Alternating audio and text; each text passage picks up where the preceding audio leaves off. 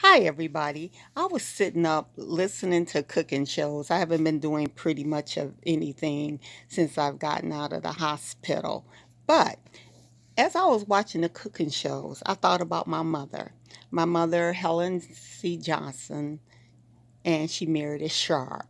She passed last year, living her 90th year. But guys, watching the cooking shows, I thought about growing up in the 50s and the 60s, but actually the 50s and the 60s. By then, I was a teenager. But just thinking about my mother and when my father was living, he died in the 60s.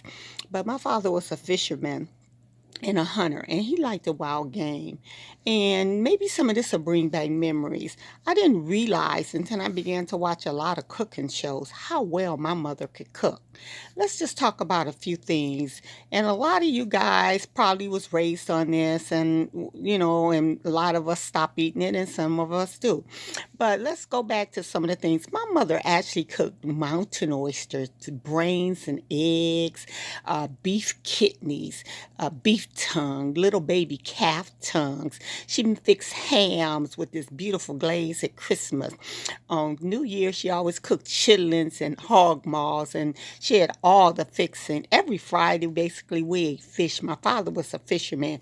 She would do things like pineapple cheese salad, apple raisin walnut salads, ambrosia, raisin carrot slaw, and so on. On Sundays, my mom would fix like Cornish hens and ducks and different kinds of beef rolls and potatoes. And she fixed like scallop potatoes, mashed potatoes and gravy. I mean, this woman would cook tripe, fried tripe, and she did all kinds of things I didn't pay attention to. My father was in the wild game, so she fixed venison. She would cook turtle. She cooked frog legs. She did things like oh man, she the venison, and she cooked squirrels and rabbit, coon with sweet potatoes, possum with white potatoes. I was like, dang, sitting up looking at things. I said, my mama could really cook, as well as like the normal things like meatloaf and spaghetti. And she cooked like knockwursts and sauerkraut and harmony and oh man, this woman, when I think about it, all the things she would cook, and she could bake. But my daddy was the baker, really. That man could bake, but mama baked good cakes and stuff. And she made cha cha and jelly and homemade preserves and pickle sauce and just all kind of stuff and apple turnovers and peach turnovers, and she made all kinds of pies. And the more I thought, the more I think, I say my mama could really cook. But then when I think about my father, I think of all the things that I took from them, but mostly from my father. My father made soaps and lotion and talent, and he made all kinds of things out of beef fats and the herbs and lye soap, and he died, and I remember them using like bluing, and they did things like argon starch, and we ironed and put the irons on pot belly stoves, and we scrubbed our clothes on rub boards. And then when the scrub boards came out with ringers and things like that, and we would hang them out to dry. And I remember when the seasons changed, they would take the cotton um, mattresses and put them out and beat them and put smoke near them, and that way they wouldn't have what we call today bed bugs, but we call them tenches. I mean, as I think back, I was like, dang, these people could really cook.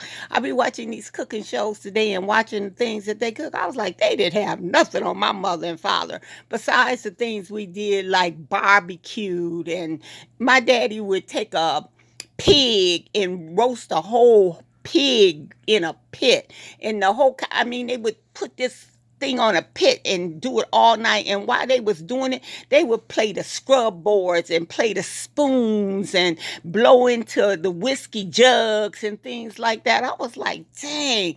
And I remember myself, I like the spoons, so I played the spoons the most. And then my father made like homebrew and corn whiskey and homemade wines and all that.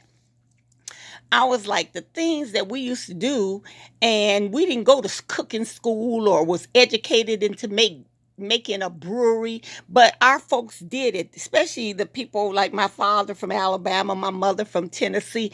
They did all these kinds of things. They were fantastic. Thank you, Mom. Thank you, Dad, for all the knowledge that you share with me and all the things that I learned from you guys and all the knowledge I have of herbs and plants and all the things I know how to make, from candles to cha-cha and jelly and all those things. And I pass some of them down to my children. One is basically is an excellent cook. Jael can cook lots of good breakfast, but one is a hell of a cook. That boy can cook. And you know what, guys? I am so grateful that I had the parents that I have, because I learned things that have taken me through my life, and hopefully that I passed enough on to my children, and through my TV shows that I had and radio shows that I've given a lot of knowledge on herbs and food and how to make cough syrups and liniments, all the things that my parents actually taught me and my grandparents taught me. And my father stepped on a nail, honey. He put kerosene on it and some black tar and draw the poison out. Same thing with boils and things like that. I learned so much stuff from them. Guys, thank you. I love you. Good night.